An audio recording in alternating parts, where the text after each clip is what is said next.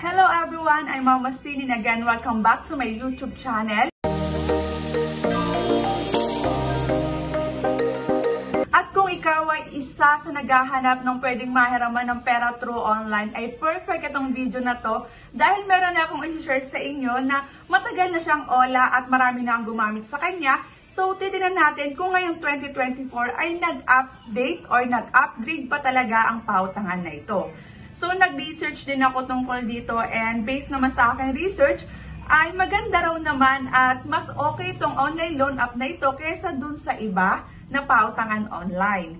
At sabi nila ay nasa Play Store daw ito pero wala po ito sa Play Store dahil hinanap ko po talaga itong pautangan na to.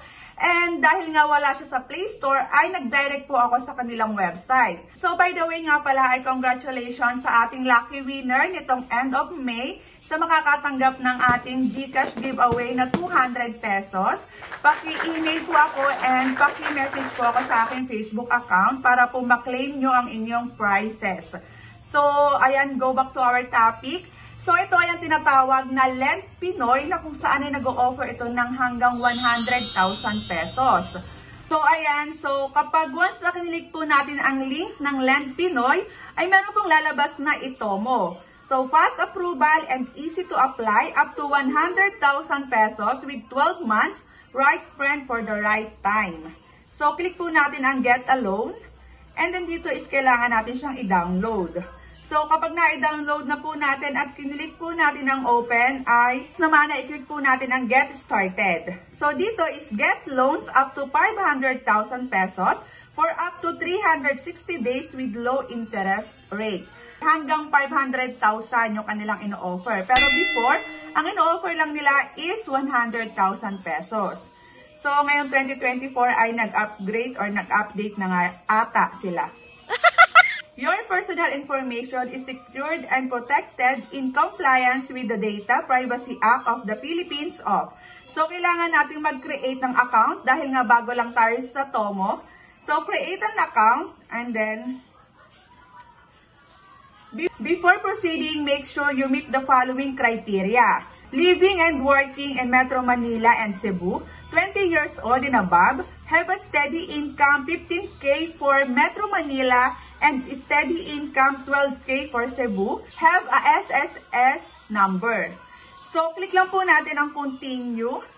And then, click po natin ang understood. At ito po yung kanilang data privacy consent form. So, i-agree lang po natin yan. And then next is, kailangan na natin ilagay ang ating mobile number. So, kapag nailagay na po natin, click po natin ang continue. And then, kailangan din po natin mag-create ng password.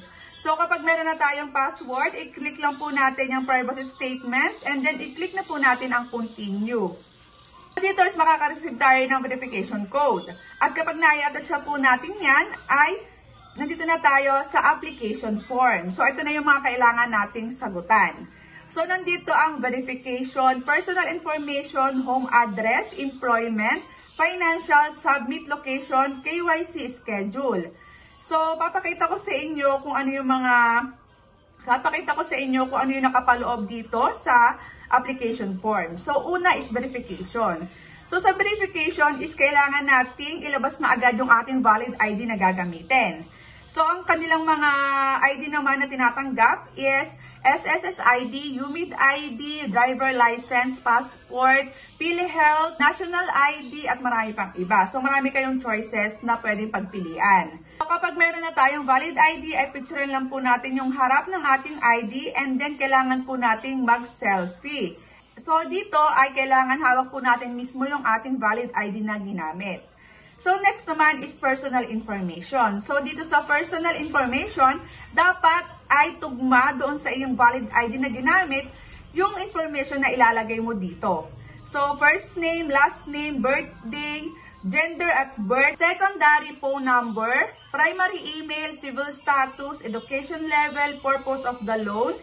At sa home address naman is current home address ownership, province of current address, city, barangay, street, house building number, subdivision, and then sa employment information is employment status, previous number of jobs, current company name, province of current company address, city of current company address, industry, occupation, working with the current company since, and then yung work schedule. And then sa financial information naman is payday frequency. Kung kayo daily, weekly, twice a month, or once a month kayo sumasahod. And then main source of funds, monthly household income, number of dependents, existing loans repayment, preferred loan amount, social security system. So dito is maglalagay kayo ng preferred loan amount kung magkano ba yung inyong gustong hiramin sa kanila. And then next is submit your location, yung office, yung pinagkatrabahuhan nyo, and then residence. And then dito naman sa last part ng KYC schedule, we will review your information and call you at your specified schedule. Please place the best time to contact you. So, available time on weekdays and then available time on weekends. So, kailangan kasi na once na tumawag po sila ay masagot po natin yung kanilang tawag. Dahil dito, sabihin nila kung magkano yung offer sa atin at kung tayo ba ay nakapasa sa kanila. So, i-click po natin ang submit and then within this day po ay makakatanggap po tayo ng call mula sa kanila.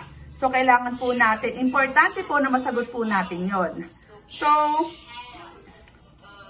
ayan. So, ayan, dito sa Tomo ay marami lang silang requirements and marami kang kailangang fill upan. At syempre, dapat ay meron kang magandang trabaho. Dahil po ang offer nila ay depende po sa kita mo monthly. Kung ikaw po ay mababa ang kita monthly, expected mo na mababa lang po ang offer nila sa'yo. Pero sabi nga po ay nag-o-offer sila hanggang 500,000 pesos. Before ay hanggang 100,000 pesos lang po ang kanilang ino-offer. Pero ngayong 2024, ang ino-offer na po nila ay hanggang 500,000 pesos.